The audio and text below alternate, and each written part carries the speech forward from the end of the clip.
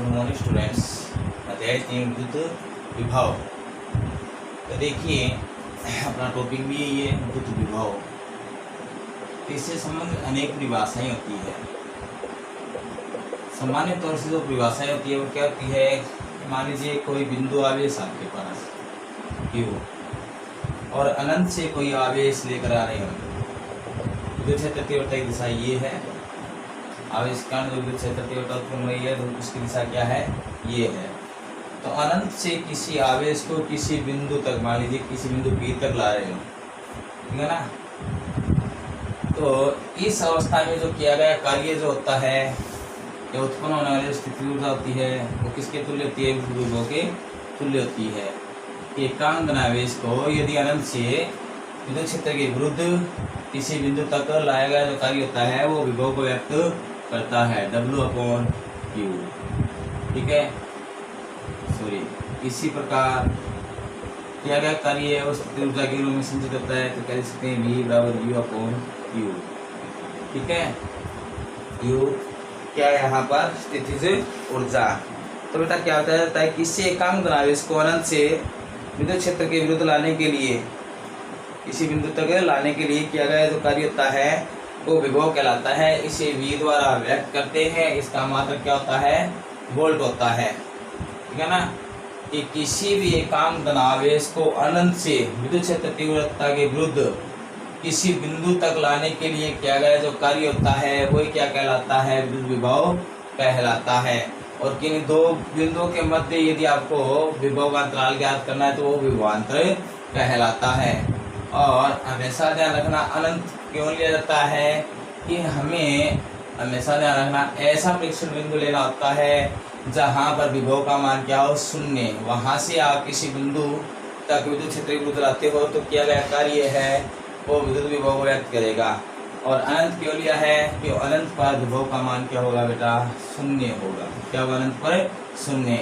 तो इससे समय यदि लिखते हैं Vp माइनस V अनंत, तो बेटा आपके पास किया गया कार्य जो होगा या स्थिति ऊर्जा ΔU/Q, ठीक है ना।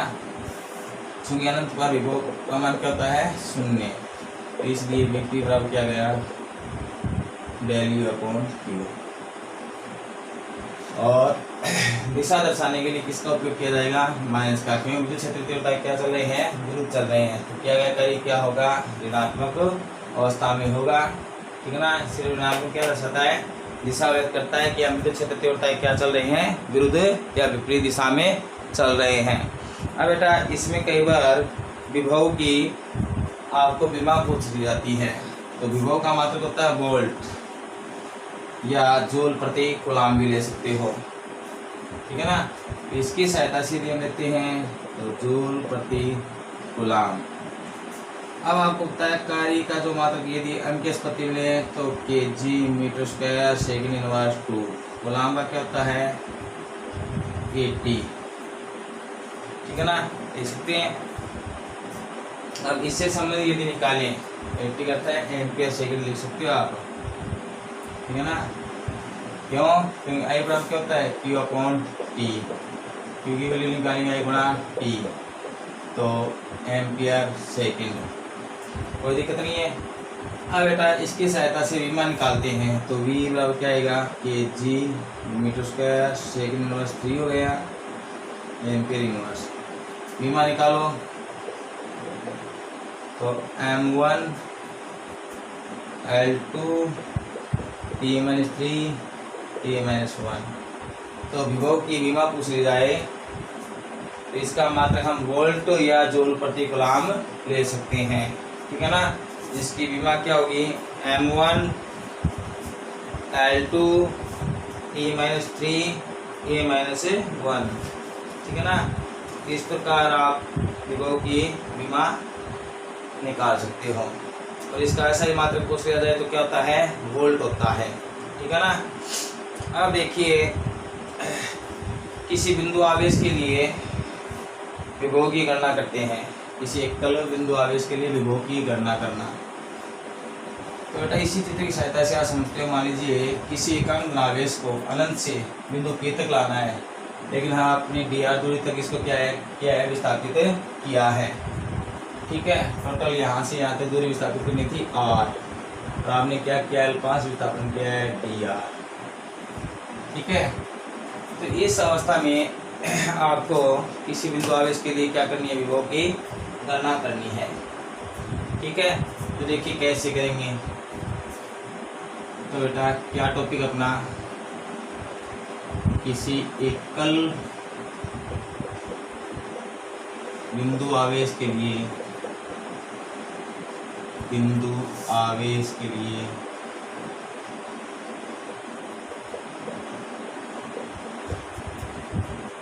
विभव की गणना करना, विभव की गणना करना। तो चित्रानुसार मान लीजिए अनंत से किसी एकांक धनावेश को आप लेकर आ रहे हो, प्रेक्षण आवेश की नोड मान सकते हो, कोई दिक्कत नहीं है। और उससे आपको लाना है बिंदु P पर, जो यहाँ पर मान लीजिए जो ये आवेश है धनावेश, इससे इस पॉइंट की दूरी r है, आप यहाँ तक लेकर आए, मान लीजिए अल्पांश दूरी तक इसको विस्थापित किया है dr दूरी तक। तो इस अवस्था में किया गया कार्य ज्ञात कीजिए। तो यदि विस्थापन अल्पांश है तो कार्य भी क्या होगा, अल्पांश होगा। तो कार्य के द्वारा हम क्या कर सकते हैं, विभव की गणना कर सकते हैं। तो कार्य dw बल गुणा विस्थापन mdr। विभव की क्या होती है, एक अदिश राशि होती है, ठीक है ना। संपूर्ण कार्य के लिए आपको क्या करना होगा, dw का समाकलन करना होगा संपूर्ण कार्य के लिए। तो संपूर्ण कार्य कैसे प्राप्त किया जाता है, dw का समाकलन करके। तो देखिए dw की वैल्यू क्या आपके पास, f इंटू dr रख दिया। d क्या गया, तो लिमिट लेंगे बेटा अनंत से r, dr दूर तक इसको विस्थापित किया है। इस अवस्था के संपूर्ण कार्य ज्ञात कर रहे हैं, तो अनंत से r ला रहे हैं। चूंकि आपको पता है एकांक धनावेश के लिए f और e क्या होंगे, बराबर। चूंकि आप जानते हो e बराबर क्या होता है, f अपॉन क्यू नोड होता है, नहीं होता है। क्यू नोड की वैल्यू हम यहाँ पर एक कॉलम में लेते हैं, या एकांक धनावेश के लिए ले सकते हैं f और e क्या होंगे, बराबर होंगे। तो आप लिख सकते हो एकांक धनावेश के लिए, एकांक धनावेश के लिए F इक्वल E, इसलिए W बराबर EDR अनंत से R। अब आप किस पर E यूज में ले रहे हैं, प्रेक्षण आवेश एकांक धनावेश लिया है, तो एकांक धनावेश के लिए उत्पन्न होने वाला जो विद्युत बल होता है, विद्युत क्षेत्र होता है, क्या होता है, तुल्य होता है, ठीक है ना। तो इस अवस्था में आपके पास विद्युत क्षेत्र के हम कार्य क्या करें, विरुद्ध करें, तो क्या लगेगा, माइनस लगेगा, ठीक है ना। अब देखिए इससे संबंधित हल कैसे करते हैं, इसका आपको समाकलन करना है। लिमिट कैसे लगाई, अनंत से r, कि अनंत से लेकर आ रहे थे बिंदु P तक को गणना कर रहे हैं। तो बेटा दूरी क्या हो गई इस पॉइंट से इसकी, पहले तो अनंत थी फिर r, ठीक है ना। तो इस अवस्था के लिए किया गया कार्य ज्ञात करना है, जो किसके तुल्य होगा, विभव के तुल्य होगा। तो चूंकि हमें पता है विद्युत क्षेत्र तीव्रता सूत्र से, चूंकि विद्युत क्षेत्र तीव्रता सूत्र से, तो E बराबर क्या होता है, जो Q आवेश लिया उसके कारण उत्पन्न होगा Q upon R square. Q note मत ले लेना, Q नोट तो प्रेक्षण आवेश था आपके पास, Q अपॉन R स्क्वायर। इसलिए W बराबर माइनस अनंत से R Q upon R square dr। W बराबर माइनस Q नियत है, क्यों D क्या R लिखा हो तो R की पूरी का समाकलन करना है, क्या रह गया 1 अपॉन R स्क्वायर dr अनंत से R, ठीक है। अब लिमिट रखेंगे, देखिए लिमिट रखेंगे, कैसे रखेंगे, पहले समाकलन करते हैं इसका। तो बेटा इसका समाकलन क्या आएगा, माइनस का एक बटा R आएगा, क्या आएगा, माइनस का एक बटा R। करनाता हुआ समाकलन इसके बाद में मैं करके दिखा दूँगा कैसे आता है, अनंत से R, ठीक है। माइनस से माइनस क्या हो जाएगा, कैंसिल हो जाएगा, कर सकते हो, कोई दिक्कत नहीं। W बराबर Q लिमिट रखेंगे 1/r माइनस 1/अनंत। चूँकि 1/अनंत की वैल्यू क्या होती है 0, एक क्यूब 1/r माइनस 0। तो आपके पास W वैल्यू क्या गई KQ/r आ गई। KQ 1 से गुणा KQ/r। तो चूँकि किया गया कार्य किसके तुल्य होता है विभव के, इसलिए V बराबर KQ/r। अब इस सूत्र की सहायता से बता सकते हो आर की वैल्यु यदि अनंत हो तो विभव का मान क्या होता है 0 होता है नहीं होता। तो हमेशा ध्यान रखना है यदि आप विभव की गणना करते हो तो ऐसे निर्देश तंत्र में ऐसे बिंदु का चयन किया जाता है जहाँ पर विभव का मान क्या हो 0। तो हम हमेशा गणना कहाँ से करते हैं अनंत से करते हैं, क्योंकि अनंत में विभव का मान क्या होता है 0 होता है। आर की वैल्यू अनंत रखेंगे और यदि भाग में कोई राशि अनंत है तो आपके पास वो वैल्यू क्या होती है 0 हो जाती है। तो देखिए किसी एकल बिंदु आवेश के लिए विभव की गणना करनी है तो कार्य सूत्र अल्पांश हमने फ्रैक्शन आवेश को क्या किया है विस्थापित किया है, तो कार्य भी क्या होगा अल्पांश होगा, कोई दिक्कत नहीं। FDR संपूर्ण कार्य के लिए क्या करेंगे इसका समाकलन AW FDR। अब देखिए आपके पास एकांत आवेश के लिए F और E क्या होंगे दूसरे तुल्य लिख सकते हो। माइनस क्यों लगा है क्योंकि किया गया कार्य जो होता है वो विद्युत क्षेत्र तीव्रता क्या होता है विरुद्ध होता है। आवेश को ला रहे हो आप विद्युत क्षेत्र तीव्रता क्या ला रहे हो विरुद्ध ला रहे हो। E की वैल्यू क्या होती है विद्युत क्षेत्र तीव्रता KQ/r²। KQ मान निकाल लिया 1/r² dr। 1/r² का समाधान क्या होगा -1/r। ठीक है लिमिट रख दो माइनस कैंसिल हो जाएगा 1/r माइनस 1/अनंत। 1/अनंत की वैल्यू क्या होती है 0। अब देखिए ये बता देता हूँ कैसे होता है 1/r² का समाकलन माइनस 1/r। तो देखिए करते हैं इसको, अनेक बार यूज में आएगा इसका समाकलन याद रख लेना। माइनस का 1/r आता है कैसे ये दे रखा आपको 1/r² dr अनंत से r। ठीक है तो लिमिट रखते हैं इसको ऊपर ले जाएंगे r की घात -2 dr अनंत से r। हल करते हैं क्या आएगा r की घात -2 + 1 -2 + 1 समाकलन कर दिया है। तो क्या रहेगा देखो r की घात -1/-1। ठीक है अनंत से r। तो ये आएगा r की घात -1 कर सकते हैं माइनस का उतार आ गया नहीं आ गया। तो ध्यान रखना 1/r² का जो समाकलन होता है क्या होता है -1/r होता है। ठीक है ना, अनेक स्थानों पर यह फॉर्मूला यूज में आएगा। अब आगे देखते हैं अगला टॉपिक।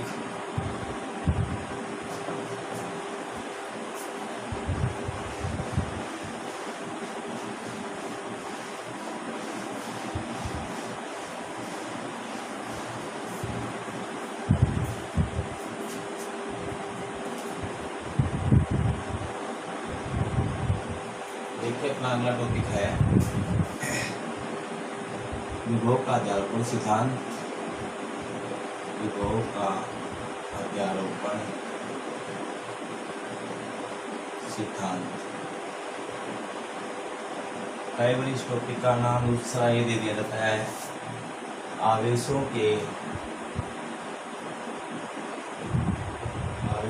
निकायीकरण।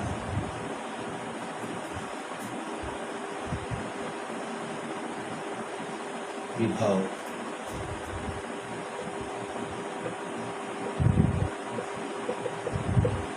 या तो मिलेगा आपको विभव का अध्यारोपण सिद्धांत या आवेशों के निकायीकरण विभव। तो मान लीजिए कोई बिंदु P है, इस बिंदु P पर अनेक आवेशों के द्वारा विभव उत्पन्न हो रहा है। मान लीजिए यहाँ पर कोई Q1 आवेश है, ठीक है, यहाँ पर Q2 Q3 और यहाँ पर Q है, जिनसे इन आवेशों की दूरियां क्रम से R1 R2 R3 Rn है। इस प्रकार अनेक आवेश है वो बिंदु आवेश पर विभव आरोपित करते हैं। तो परिणामी जो विभव होगा, चूंकि आपको पता है विभव एक अदिश राशि है, तो इसका जो परिणामी विभव होगा वो अदिश योग के क्या होगा तुल्य होगा, अर्थात बीजगणितीय योग के क्या होगा तुल्य। अर्थात कहने का अर्थ परिणामी जो विभव होगा वो अलग अलग विभव के द्वारा अलग अलग आवेशों के द्वारा उत्पन्न विभव के बीजगणितीय योग के क्या होता है तुल्य होता है। इसे विभव का अध्यारोपण सिद्धांत कहते हैं। तो क्या बताया जाता है जब किसी बिंदु आवेश पर अनेक आवेशों द्वारा अलग अलग विभव उत्पन्न किया जाता है तो बिंदु P पर जो परिणामी विभव होता है वो विभिन्न आवेशों के द्वारा उत्पन्न विभव के अदिश या विचलन के क्या होता है, तुल्य होता है। इसे विभव का अध्यारोपण सिद्धांत कहते हैं। ठीक है, मान लीजिए इसके द्वारा उत्पन्न विभव V1 था, इसके द्वारा उत्पन्न विभव V2, V3 और n आवेशों के द्वारा उत्पन्न विभव Vn।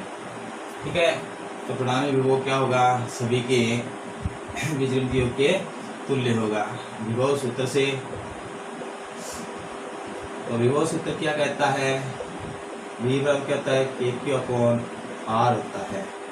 V1 ज्ञात कर रहे हैं तो R1, V2 बराबर क्या देगा KQ2/R2, V3 बराबर क्या आएगा KQ3/R3 और n में आवेश के लिए देख रहे हैं तो KQ1/Rn। ये मान लीजिए समीकरण नंबर 2 है। समीकरण 1 व 2 से समीकरण 2 से परिणामी विभव ज्ञात करते हैं तो V बराबर क्या आएगा KQ1/R1 plus KQ2/R2 plus KQ3/R3 plus dot dot dot dot plus KQ1/R। ठीक है ना। तो विभव सूत्र से हमने प्रत्येक आवेश के द्वारा बिंदु P पर उत्पन्न होने वाला विभव ज्ञात कर लिया, V1, V2, V3 और Vn। ठीक है ना। तो ये जो परिणामी विभव है हम ज्ञात करना चाहते हैं वो समीकरण 1 में इनकी वैल्यू रखते हैं V1, V2, V3, Vn की रख दी। अब देखिए आगे क्या करते हैं, ए में से क्या कॉमन लिया जा सकता है, ए कॉमन लिया जा सकता है। ठीक है ना। तो देखिए कैसे करेंगे,